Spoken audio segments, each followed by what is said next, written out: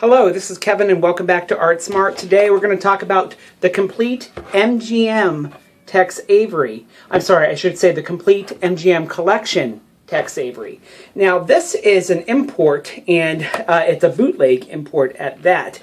This comes, I can't necessarily read the writing. I'm not sure, please forgive me if I'm incorrect, but I think it's Japanese, but I could be wrong. So if someone wants to leave me in the comment section what the translation is, I'd appreciate that. But anyway, this is a DVD set that has been bootlegged, and I actually found this at a gray market.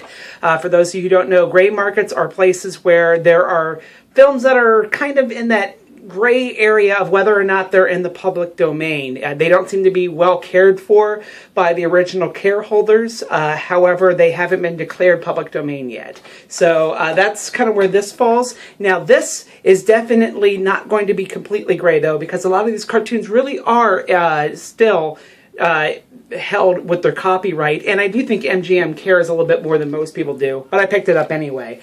This actually has 5 different DVDs. Now, in my case here, they're just burned discs, because again, yep, these are not real. By the way, this last one here is a very terrible cartoon series, the Tex Avery Show. I picked it up at one point, and I just put it in here because I had an extra sleeve, and it's awful. Don't pick it up. But anyway, there are 5 discs here, and 4 of them are MGM, and one of them is Tex Avery cartoons from Warner Brothers. That's a great way to look at Tex Avery and see how he changed over his career. You can start by looking at some of his Warner Brother cartoons, which honestly are a little bit slower, a little bit more leisurely paced, but he slowly picks up his speed, and by the time he gets towards the height of his career, which is kind of disc 3 or so, I think in here is where you just see really fast cartoons, and it just bang, bang, bang. And honestly, some of his later cartoons that you see on disc 4 of MGM, which is some of his later cartoons for MGM, he starts getting a little slower again. I think he was really kind of taking on the influence of his animators at that point, and his animators were a little bit more deliberate at that point. And so therefore his speed and his timing, I think, slowed down a little bit.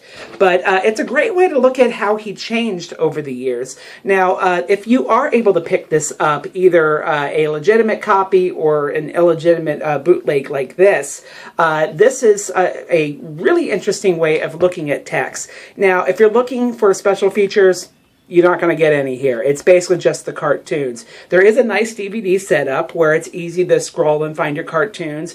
And to the best of my knowledge, they seem to be in chronological order. I didn't go through and make sure 100%, but they're at least very close to being chronologically correct.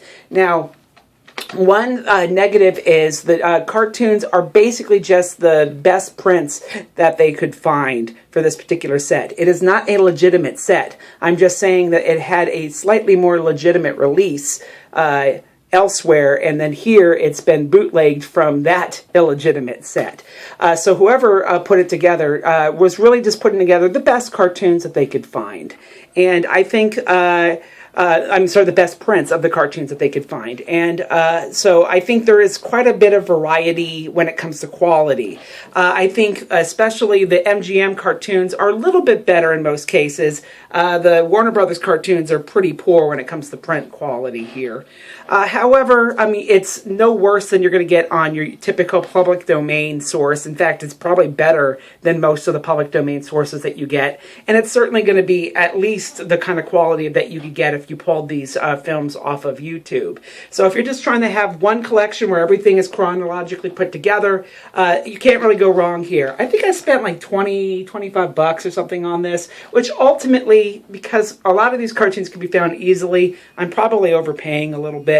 But the convenience of having them together and just being able to say that I have all the cartoons in one place is just kind of cool. So if I'm talking to other cartoon people, it's kind of nice to have this.